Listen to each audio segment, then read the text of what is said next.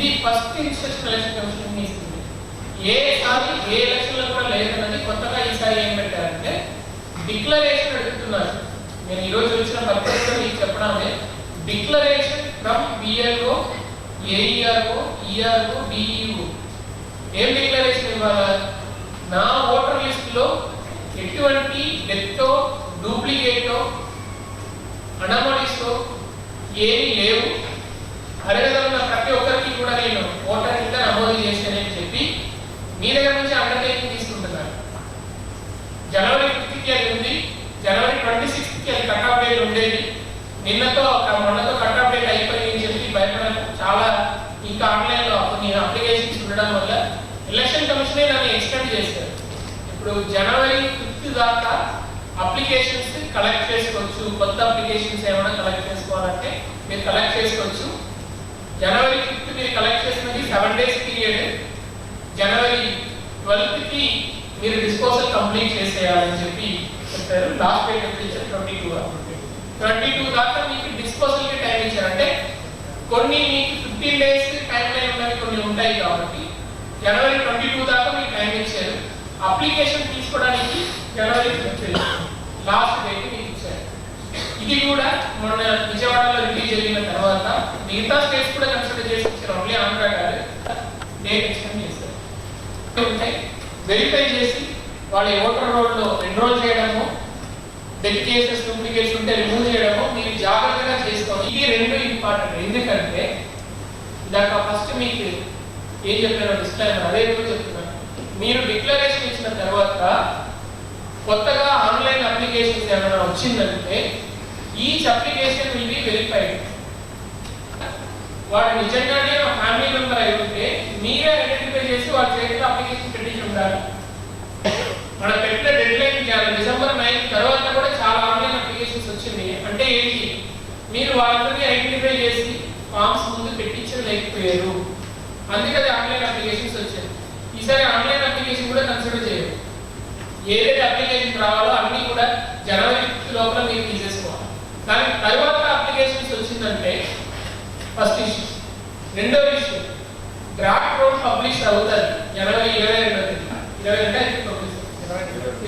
Publish అవుతుంది. జనవరి 20 తర్వాత ఒకసారి జనవరి 22 డేట్ ఇంతమంది ఉన్నారు, మీరు ఏం దాని మీద సర్వే తీసుకోలేదంటే ఖచ్చితంగా వాళ్ళు కంప్లైంట్ పెడతారు. ఆపోజిషన్ పార్టీ అయినా, రూలింగ్ పార్టీ అయినా, ఎవరైనా దాని మీద కంప్లైంట్ పెడతారు. కంప్లైంట్ పెట్టినప్పుడు ఆటోమేటిక్ గా జరిగిందంటే కనీసం ఎంక్వైరీ కమిటీ వేస్తారు. దాంట్లో ఎంక్వైరీకి వెళ్ళినప్పుడు అంబిగ్యూటీ అనే ఉంటుంది. ఇక్కడ అంబిగ్యూటీ ఉండదు. ఎందుకంటే క్లియర్ గా కట్ ఆఫ్ డేట్ ఇచ్చారు, మీరు డిక్లరేషన్ ఇచ్చారు, నా దగ్గర డెత్ డూప్లికేట్ లేదని చెప్పి. కానీ మీరు డ్రాఫ్ట్ రోడ్ పబ్లిష్ చేసినప్పుడు దాంట్లో మళ్ళీ డెత్ డూప్లికేట్ వచ్చింది అని చెప్పి న్యూస్ పేపర్లో అడ్రస్ న్యూస్ రావడము, ఆపోజిషన్ పార్టీ ఎవరు కంప్లైంట్ చేయడము జరిగాక అవును నిజంగా డెత్ డూప్లికేట్ ఉంది అన్నది మీ ఈఆర్ఓ వెరిఫై చేసి రిపోర్ట్ ఇచ్చాడనుకోండి, మీరు ఎక్కడ బయట వెళ్ళడానికి అవకాశం ఉంటుంది. You understand what I am saying? You are fixed that you are locked up. మీరు ఏ ఎక్స్ప్లెనేషన్ ఇస్తే కూడా ఎవరు తీసుకోరు. నా దగ్గర లేదని చెప్పి మీరే ఓట్ డిక్లరేషన్ ఇచ్చారు కాబట్టి క్లియర్ కట్ గా BLOs will be in trouble. You will simply suspend you, then either you have to resign your job and go away and you will never get any government job. This is the situation I am explaining to you. So జాగ్రత్తగా next 7 days లోపల మీ electoral roll ని సిరిఫై చేసుకోండి. మీకున్న utmost important job అది ఒకటే, electoral roll ని సిరిఫై చేసుకోవడం. Undertaking ఇచ్చిన తర్వాత I'm not responsible what ever happens. You will definitely take action. దీంట్లో 50 మంది పేరు మీద కంప్లైంట్ చేస్తే కూడా 50 మందిని ఇంకా సస్పెండ్ చేస్తుంటారు. రెండోది ఈఎల్సి, ఎలక్టోరల్ లిటరసీ క్లబ్స్ అంటారు. చునావ్ పాఠశాల, ఎలక్టోరల్ లిటరసీ క్లబ్స్, చునావ్ పాఠశాల అంటారు. ఇప్పుడు నుంచి మీరు అది మొదలు పెట్టుకోవాలి. అంటే నెక్స్ట్ 1 week రోల్ మీరు దృష్టి పెట్టండి. తర్వాత టైం ఉన్నప్పుడు మీరు 1 by 1 కండక్ట్ చేసుకుని వెళ్ళండి. ఈ ఈఎల్సి, ఎలక్టోరల్ లిటరసీ క్లబ్, చునావ్ పాఠశాల ఏం చేస్తారంటే ఓటు వేయడం అనేది ఎంత ఇంపార్టెంట్, దానివల్ల ఉపయోగం ఏంటి, నేను ఒకటి ఓటు వేయకపోతే దానివల్ల వచ్చేది ఏంటన్న మైండ్ సెట్ నుంచి పబ్లిక్ ని బయట తీసుకొచ్చి యూ హ్యావ్ టు ఓట్ అన్నది వాళ్ళు కంపల్సరీగా మీరు ఎడ్యుకేట్ చేసేదే ఇష్టపడతారంటారు. ఏం చేయాలి? నోటిఫికేషన్ ఇస్తారు, నామినేషన్స్ ఫైల్ చేస్తారు, స్క్రూటినీ చేస్తారు, ఈవీఎం మెషిన్ లో ఏమేమి సెక్యూరిటీ ఫీచర్స్ ఉన్నాయి, ఈవీఎం మెషిన్ లో ఎలా ఓటు వేయాలి, ఓటు వేసాక వీవీప్యాట్ లో కంట్రోల్ యూనిట్ నుంచి వీవీప్యాట్ లో ఆ ప్రింట్అవుట్ ఎలా వస్తుంది, వచ్చినప్పుడు డిస్ప్లే సింబల్ అనేది కనిపిస్తుందా లేదా, ఎన్ని సెకండ్ కనిపిస్తుంది, మీరు వేసిన వాళ్ళకి అది వచ్చిందా లేదా అని మీరు చెక్ చేసుకోవడానికి అవకాశం ఉంటుంది. తర్వాత కౌంటింగ్ టైంలో కూడా పొరపాటు ఏదైనా ఉంది అని డౌట్ పడితే వీవీప్యాట్ మెషిన్ ని కౌంట్ చేయడానికి అవకాశం ఉంటుంది. ఇదన్నీ కొంచెం బ్రాడ్ గా చెప్పాలి. సిఇఓ మీరు ఇక్కడ ఈ ఎలక్ట్రానిక్ లిటరసీ క్లాస్ పెండింగ్ ఉంటే దాన్ని కంప్లీట్ చేసుకోవడానికి ఇది ఉపయోగపడుతుంది అన్న విషయాన్ని వాళ్ళకి తీసుకురాలేదు. ఈవెన్ కూడా వాళ్ళని కూర్చోబెట్టి డెమోక్రసీలో ఎలక్ట్రల్ ప్రాసెస్ ఎలా జరుగుతుంది అనేది చెప్పవచ్చు.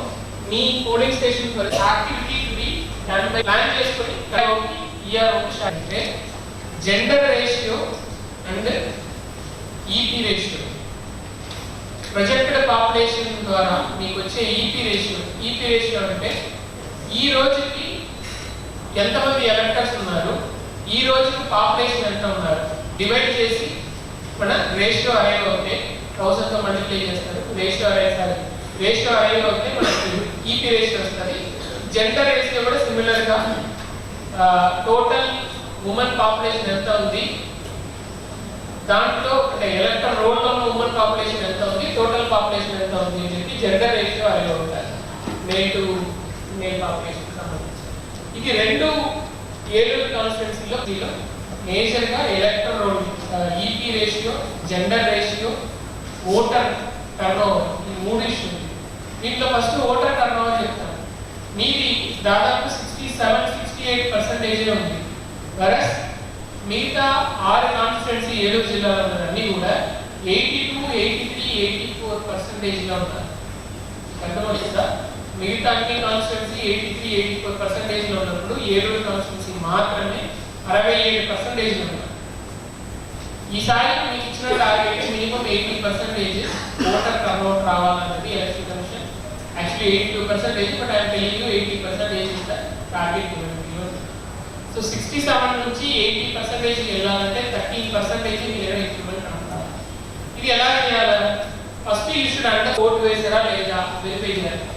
వాళ్ళు వేయలేదంటే ఎందుకు వేయలేదు, వాళ్ళు కాలేజెస్ ఏమైనా నడిపించారు ఆ రోజు, లేదు లీవ్ అని చెప్పి కలిసి వచ్చింది అని చెప్పి వాళ్ళు నేటివ్ ప్లేసెస్కి వెళ్ళిపోయారు, వాళ్ళు ఎందుకు ఓటు వేయలేదు, అదే ఐడెంటిఫై చేయాలి. You have to go to the college, talk to the management, understand వాళ్ళు చేశారా లేదా అన్నది రీవెరిఫై చేసుకోవాలంటే లాస్ట్ ఎలక్షన్ లో డిఎల్ఏగా పనిచేసిన వాళ్ళు ఎవరున్నారని చూడాలి.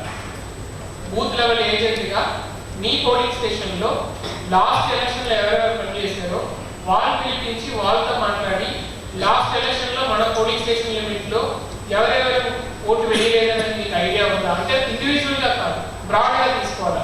ఈ కాలేజీ మీకు వస్తుంది, తీసుకొని ఆ గ్రూప్ ఆఫ్ పీపుల్ ఎందుకు రాకపోయారు అన్నది ఫస్ట్ అనలైజ్ చేయాలి. This is called turnover improvement plan. Turnover improvement plan should be prepared for each polling station in Yelloor.